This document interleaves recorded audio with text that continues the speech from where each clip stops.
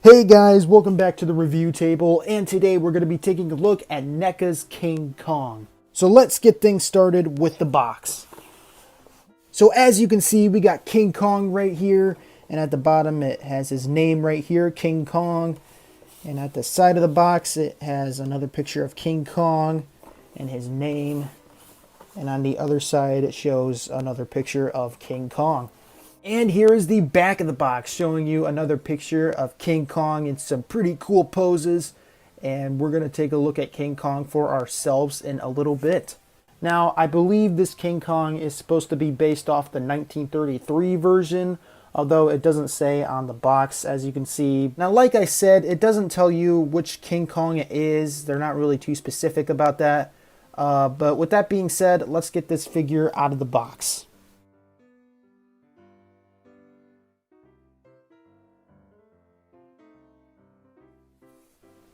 So now that we've gotten King Kong... Oh, wait a second. There we go. That's better. So now that we've gotten King Kong out of the box, let's have a closer look at him. So I'm going to start things off with the face on this guy. His face looks a lot like the 1933 King Kong, the original. And I think it looks pretty cool. I really like it quite a bit. I like the scars and his eyes. And yeah, I think NECA just did a very great job on the face. He also comes with another head sculpt, which I'll show you in a second. Here's the other head sculpt right here, which I'm not really too big of a fan of because this Kong head looks a lot more like the King Kong from Skull Island than it does from the original. But I'm going to put this head on so you guys can see what it's like to change his head. So to change his head, you just got to pop his head off like that.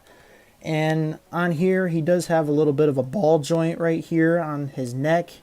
And he also has another ball joint connected to that. So I'm just going to put this head on here. There's a little hole right here that you just kind of put it on. Now, it is a lot more difficult to put this head on than the other head sculpt because this head is a lot bigger. And whenever you try to push his head in, it kind of pushes down the ball joint right here, which is a little bit of a pain in the butt if you ask me. But it doesn't really snap all the way, but if you get his head just like that, it's a little bit loose, but that's what he looks like with his other face. Now, I do like this head sculpt a lot. I just wish it was a lot easier to put this head on. Whoops. Yeah, see, just like that, it falls right down. But once you get the other head sculpt on, it just snaps right into place. And to be honest, I do like this head sculpt a lot better than this one because this one looks more like the Skull Island version than it does from the original. But still, I think it looks pretty cool. Now, moving on to his hands. He has two pairs of hands. So right now I have the climbing hands, I guess you can call them. Like it looks like he's getting ready to climb a building or something. But as you can see, he has some scratches on his palms from fights he's been in the past. But anyway, his other pair of hands are fists, which I'll put on in a second here.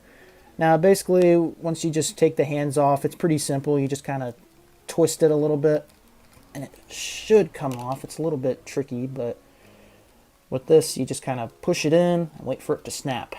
But just... Okay, so now that we got his other pair of hands in, now it looks like he's gonna beat his chest or punch a dinosaur. For the articulation for this guy, I'm gonna start off with the feet. His feet have a slight bit of articulation. They kind of just twist around all the way. It's a little bit tricky because he is a little bit stiff at the moment, but once you get him loosened up, it is a little bit easier to move him around. He has two knee movements, so he can go about that far. His legs kind of have a little bit of a clicking noise whenever you move him, and it can go right about to there. On his chest area, he has a little bit of a ball joint, as you can see. He also has 360 movement in his arms, and he also has a twisting motion in the bicep. And just like his knee, he has a double jointed elbow, which is pretty cool. He also has a twisting motion in the hands as well. And his head also has a 360 movement as well. So King Kong has a lot of articulation, which is pretty cool. So you can pose him however you want. The sculpting on this guy is very good. I really like the scars on his chest and his palms and his face. They just look really cool, and I like it how it's a little bit bloody, like he's been in a recent battle with a dinosaur or some sort of creature that lives on Skull Island. But I like this figure quite a bit. I think he looks very cool. He looks a lot like the original.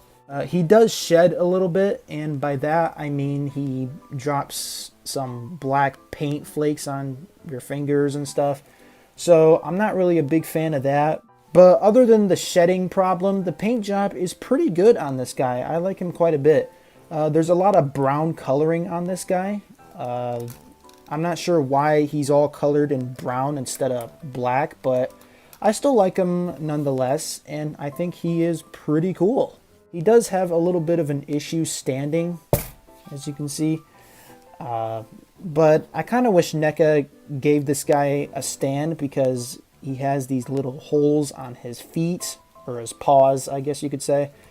But yeah, I think NECA should have given this guy a little bit of a stand. Now, again, I'm not sure if this King Kong is supposed to be based off the 1933 version, or if NECA just kind of mixed all the King Kong films into this figure.